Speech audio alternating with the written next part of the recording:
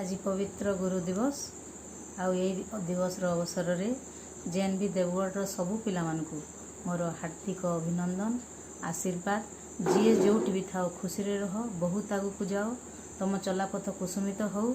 आमर जेएनबी देवगढ़ सबू शिक्षक शिक्षयित्री मान तरफ मु आशीर्वाद दौची, प्रिंसिपाल तरफ आशीर्वाद दौची। तुम भाई मानकर रिक्वेस्ट थिला जे आमे वीडियो गोटे आमको दरकार कहीं आज आलुमिनी माने आ रेगुलर स्टूडेंट माने वीडियो करके देइथिले।